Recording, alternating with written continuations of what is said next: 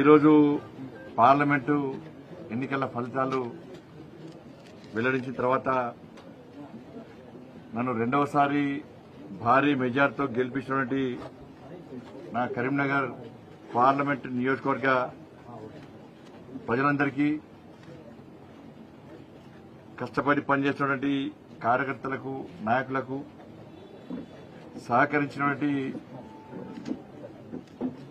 మీ అందరు కూడా పాత్రికేయ మిత్రులకు కానీ ఇవాళ ఉద్యోగులు కానీ కష్టపడి పనిచేసిన ఉద్యోగులు కానీ అన్ని వర్గాల ప్రజలకు ప్రతి ఒక్కరు కూడా హృదయపూర్వక కృతజ్ఞతలు ధన్యవాదాలు.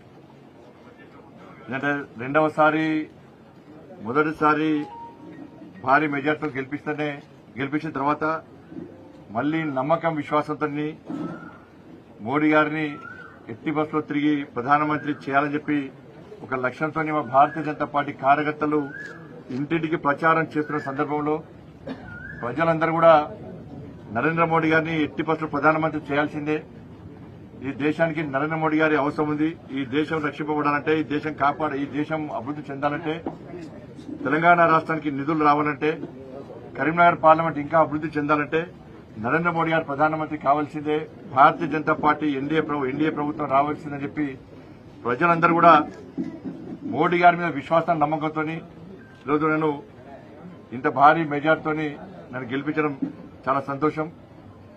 తెలంగాణ రాష్ట్ర వ్యాప్తంగా మోడీ హవా కొనసాగింది. మోడీ గారి పేరు మీద తెలంగాణ రాష్ట్రంలో ఫలితాలు వచ్చినాయి.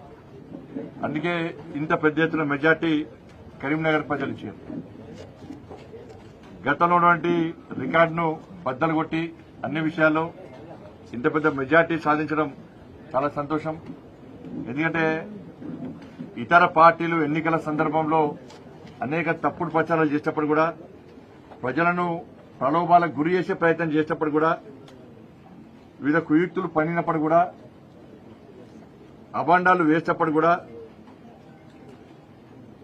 ఇలా సంజయ్ మావోడు మా స్థానికుడు, మాకు ఏ సమస్య వచ్చినా ఏ కష్టం వచ్చినా ఒక రక్షణ కవచంగా ఉంటాడు కాబట్టి మా ఓనికి మేము ఓటేస్తాం, కరీంనగర్ కన్నా బిడ్డ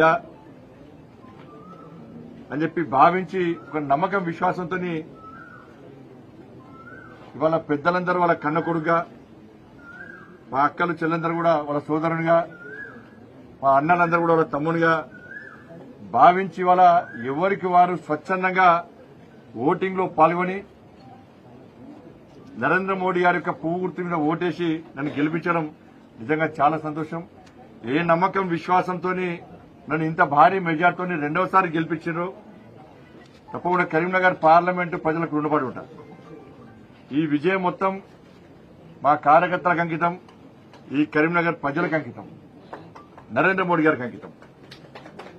ప్రతి కార్యకర్త దాదాపు 3 నెలల పాటు 3 నెలల నుంచి ప్రజాహిత యాత్ర పేరుతో గాని ప్రచార సందర్భంగా వాళ్ళన్ని పనులు వదిలిపెట్టుకుని పార్టీ గెలిపే లక్ష్యంగా, నరేంద్ర మోడీ గారిని ప్రధానమంత్రి చేయడమే లక్ష్యంగా కష్టపడి పనిచేసినటువంటి కార్యకర్తలు ఇలా భారతీయ జనతా పార్టీ కార్యకర్తలు. అటువంటి కార్యకర్తలు ఉన్నటువంటి పార్టీకి నేను మొదటిదాకా రాష్ట్ర అధ్యక్షుడు ఉండడం గర్వకారం. నాకు కూడా కరీంనగర్ పార్లమెంట్ ప్రజలు అవన్నీ గుర్తించారు. నేను రాష్ట్ర అధ్యక్షుడిగా ఉన్న సమయంలో నేను పోరాడిన తీరు, ఇలా కరోనా సమయంలో ఈ కరీంనగర్ పార్లమెంట్ ప్రజలకు సేవ చేసే తీరు, ఆదుకున్న తీరు, ఇవాళ 2 సార్లు జైలుకు పోయి దాదాపు అధ్యక్షుడు ఉన్నప్పుడు 109 కేసులు భరించినటువంటి వ్యక్తిగా, పేద ప్రజల కోసం కొట్లాడిన వ్యక్తిగా ఇలా ప్రజలు ఆదరించి అభిమానించి నన్ను గెలిపించారు. కాబట్టి తప్పకుండా రాబోయే రోజుల్లో అదే పందాన్ని కొనసాగిస్తూ ప్రజల పక్షాన ఉంటూ ప్రజల కోసం తప్పకుండా ఫైట్ చేస్తా. ఎందుకంటే శాసనసభ ఎన్నికల సమయంలో భారతీయ జనతా పార్టీ ప్రభుత్వం రావాల్సి ఉండే, బీఆర్ఎస్ పార్టీ మీద కోపంతో ఇవాళ ప్రజలందరూ కూడా 6 గ్యారెంటీలు నమ్మి కాంగ్రెస్ పార్టీని నమ్మి కాంగ్రెస్ పార్టీకి ఓటేశారు.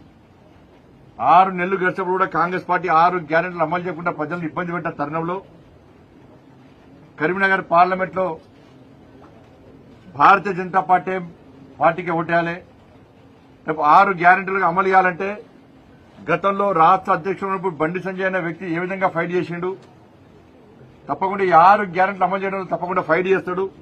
దేనికైనా తెగించి కొట్లాడతాడు. మా కోసం కొట్లాడతాడు. పేద ప్రజల కోసం కొట్లాడతాడు. కార్యకర్తలను కాపాడుకుంటాడని చెప్పి ఒక నమ్మకం, విశ్వాసంతో